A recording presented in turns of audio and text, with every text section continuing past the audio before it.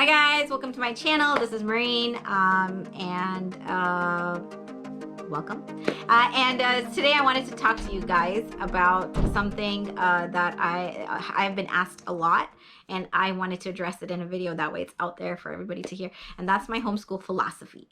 All right, so if you're following my channel, if you're not following my channel, you should hit subscribe. But if you are, you realize that like I've been, my homeschool philosophy has changed a lot, right, over time. And the more I learn about different philosophies and different methodologies of teaching, the more I become somebody who likes to pick out different pieces of different things. And I feel personally that it's the right thing for us and my family, right?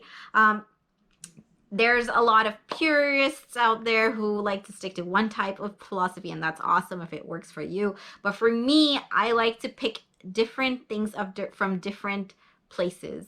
I like to find wisdom wherever I find it, really. And I like to find knowledge wherever I can find it. And so when I find those things that just, you know, that when I find things in different philosophies that just gel with me and are just something that I really aspire to do or aspire to be, I use that aspect into my homeschool. And I wanted to put it out there because I feel like you don't have to be a purist, or you don't have to stick to one philosophy. If someone asks you, what philosophy do you use, that's something like, I feel like a philosophy of teaching and philosophy of learning are different things. And my homeschool is very much dictated by my children, meaning if they feel like doing something or they are interested in something and they're driven by something, I usually like to cater to them. So whatever their interests are, I ultimately end up moving towards that. But there are some core things I keep stable, I guess, right? And one thing is doing things, allowing curiosity to be a leading factor, allowing things that are, one thing I really dislike doing is stopping my kids when they're playing or when they're having free play and they're really into it.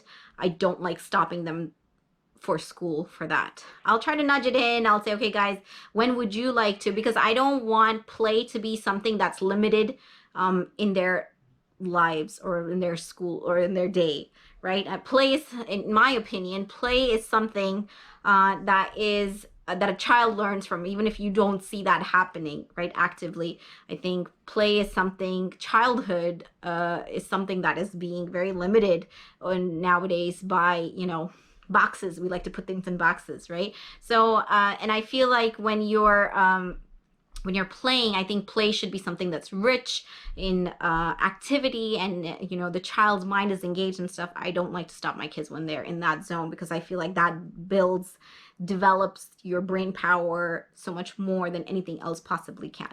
And so there are some things I like to keep stable. And so, like, going back to the question, I like to say that our homeschool is eclectic, but I will say that I am very much Waldorf inspired, because I'm also Charlotte Mason inspired too, because I like to do a morning basket, and so I take that from Charlotte Mason.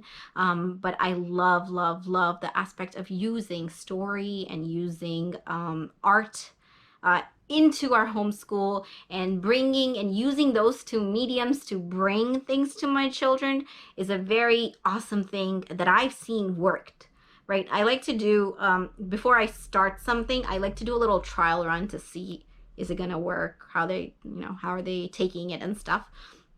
And so it's worked for us so far. Like, I've been able to, I love like, as you can tell, I go on for hours talking about absolutely nothing. So I have a tendency to talk, and the same way you can weave stories and kind of put in things that you want to deliver to your child through those stories. And I feel like I think it works for our homeschool, right? And then the way my children learn too, you look at how my kids learn, they tend to be very much into storytelling, very much into stories. And I was like, growing up, I was obsessed with stories. Like, I loved books that just had a story where it was just weaving it, and then at the end it was like, so I loved adventure stories, or I love stories that you really didn't know what was going to happen at the end. And so I think my kids are kind of like that too, because they like that aspect. And so that is what's been working for you. So if you ask me what my philosophy is, I think it's eclectic, but with a little bit of Waldorf thrown in there. It's like Waldorf inspired. And so, because that's what my kids learn well right now. I feel like your philosophy should be something that changes over time, because unless it doesn't, which in case you figured it out and you figured out how your kids work, which is great, you know. But I feel like as a child grows, their way of thinking, the way they perceive things changes, and the way they do things changes. And I think it's wise for us to change the way we teach to adapt to their needs, right? Because ultimately the goal is to create learners. And if we're not catering to them to make them learners, then somehow I feel like the purpose is lost in the middle of that. So yeah, guys, that was my little spiel. If you have any questions, please leave them in the comments. And if you haven't already, please like this video, subscribe, and share with anybody else who would benefit from it. All right, guys, thank you so much for watching. Bye.